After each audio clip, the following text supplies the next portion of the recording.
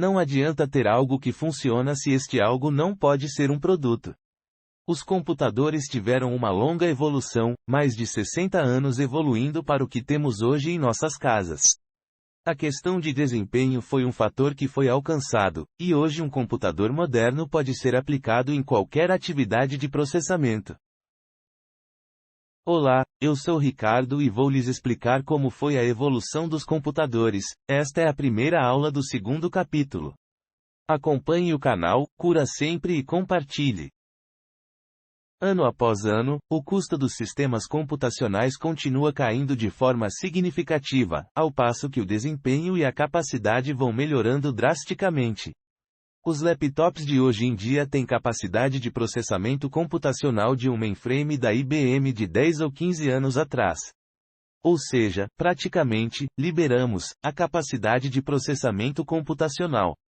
Os processadores são tão baratos que agora jogamos microprocessadores fora. O teste digital de gravidez, usado uma vez e descartado, é um exemplo.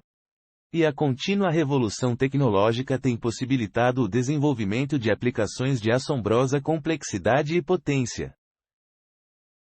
Por exemplo, as aplicações que requerem grande capacidade de processamento dos sistemas baseados em microprocessador dos dias atuais incluem processamento de imagem, renderização tridimensional, reconhecimento de linguagem, videoconferência, criação de multimídia, anotação de voz e vídeo em arquivos, modelagem de simulação. Sistemas de estação de trabalho agora suportam engenharia altamente sofisticada e aplicações científicas, além de ter a capacidade de suportar aplicações de imagem e vídeo. Além disso, os negócios estão se baseando nos servidores com capacidade de processamento crescente para lidar com a transação e o processamento de base de dados e suportar redes de cliente, servidor robustas que substituíram as enormes centrais de computadores de antigamente. Provedores de serviços em nuvem também usam bancos de servidores robustos de alto desempenho para satisfazer as aplicações de alto volume e alta taxa de transação para um amplo espectro de clientes. O que é fascinante sobre tudo isso, do ponto de vista da arquitetura e da organização de computadores, é que, por um lado, os blocos básicos para os milagres do computador de hoje são praticamente os mesmos daqueles do computador IaaS de 50 anos atrás, enquanto, por outro lado, as técnicas para espremer a última gota de máximo desempenho dos materiais em mãos têm se tornado cada vez mais sofisticadas. Essa observação serve como um princípio de orientação para a apresentação neste livro. Enquanto prosseguimos pelos diversos elementos e componentes de um computador, dois objetivos são buscados. Primeiro, o livro explica a funcionalidade fundamental em cada área em consideração, e, segundo, explora as técnicas exigidas para alcançar o máximo de desempenho.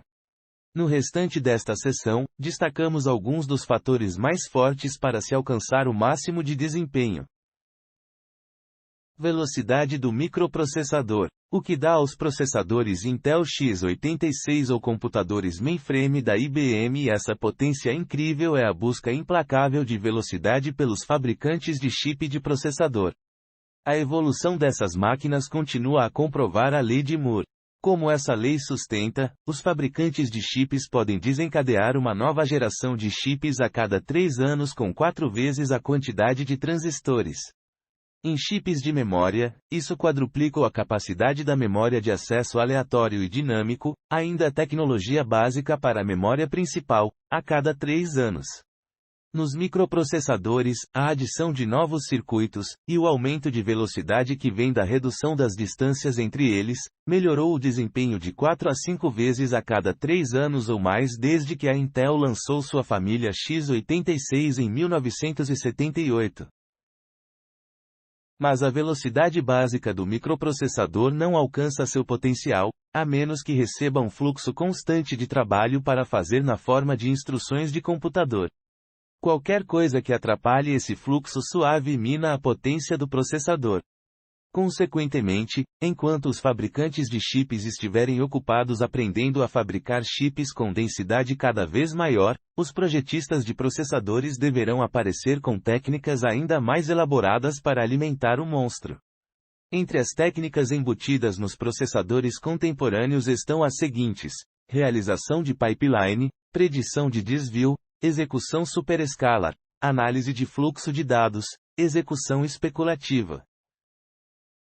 Realização de pipeline. A execução de uma instrução envolve uma série de operações, como buscar a instrução, decodificar as diversas partes do código de operação, opcode, buscar operandos, realizar cálculos e assim por diante.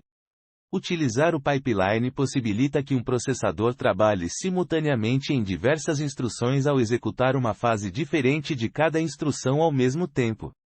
O processador sobrepõe as operações ao mover os dados ou instruções em um PIP conceitual com todos os estágios do PIP processando simultaneamente.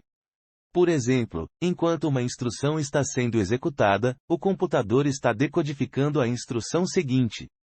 Esse é o mesmo princípio visto em uma linha de montagem. Predição de desvio. O processador antecipa o código de instrução buscado a partir da memória e prediz quais desvios ou grupos de instruções provavelmente serão processados a seguir. Se o processador prediz certo a maior parte do tempo, ele pode pré-buscar as instruções corretas e agrupá-las, de modo que seja mantido ocupado. Os exemplos mais sofisticados dessa estratégia predizem não somente o próximo desvio, mas diversos desvios à frente. Assim, a predição dos desvios potencialmente aumenta a quantidade de trabalho disponível para o processador executar. Execução superescalar é a capacidade de enviar mais de uma instrução em todos os ciclos de clock de processador.